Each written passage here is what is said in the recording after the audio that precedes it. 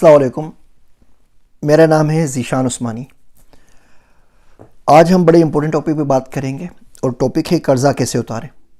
बहुत से बच्चे हैं वो मैसेज करते हैं, ईमेल करते हैं, पूछते हैं सर कर्ज़ा चढ़ गया है, बैंक से ले लिया है, क्रेडिट कार्ड से ले लिया है, दोस्त से ले लिया है, उतारने की कोई सबील नहीं है, क्या करें। तो सोचा एक वीडियो बना के आप लोगों से अर्ज़ कर दूँ। देखिए, पहला काम तो ये करें, एक्सेल शीट खोलें और उसमें लिख लीजिए कर्ज़ा टोटल है कितना, आपके सामने आ जाए। यकीन जानिए हम में से आधे लोगों को पता भी नहीं होता एग्जैक्टली है कितना।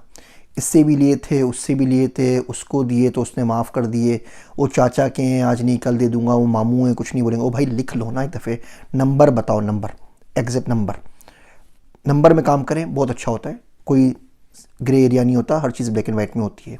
लाख है, 2 लाख है, 10 लाख है, 50 लाख है, करोड़ है, 10 करोड़ है, नंबर क्या है वो एग्जैक्ट नंबर बता दो।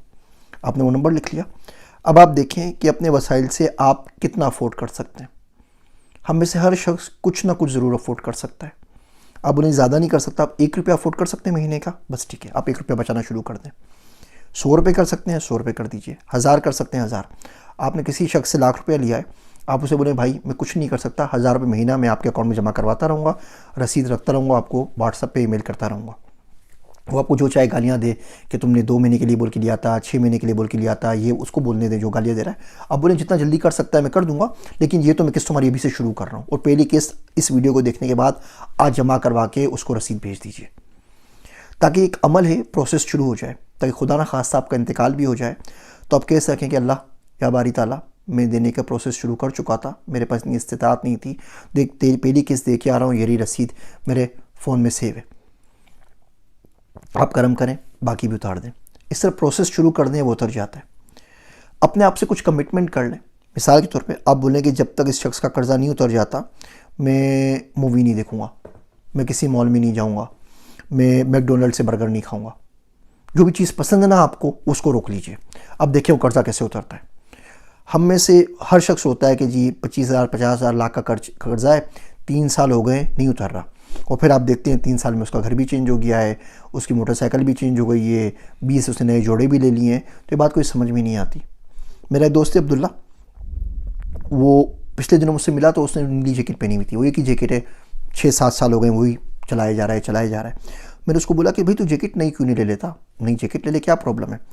तो उसने बोला कि अल्लाह पाक ने करम किया, पाकिस्तान में घर दे दिया, अभी अमेरिका में घर लेना है, उसके लिए पैसे जमा कर रहा हूँ।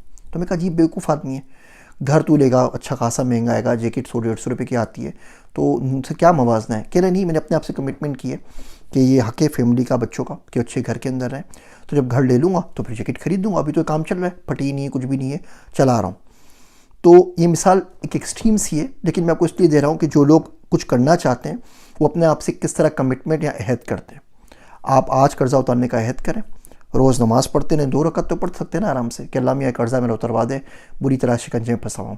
और उसको एक्सेल में शीट में लिख के कोई ना कोई लिख दीजिए, जितने क्रेडिट कार्ड के बिल हैं वो भी उसमें लिख दीजिए, जितने लोगों को पैसे देने हैं ना वो उसमें लाजमी ज़रूर लिख लीजिए। लेने वाले वो मिले नहीं मिले, भूल जाएँ, लिखें ना लिखें फ़र्क नहीं पड़ता, देने वाले ज़रूर लिख लीजिए। एक बिल्कुल छोटा सा नुस्खा है कर्ज़ा उतारने का, इस पर अमल कीजिए, अल्लाह बरकत देगा। मुझे अपनी दुआओं में याद रखिएगा। मैं हूँ आप सबका ज़ीशान उस्मानी।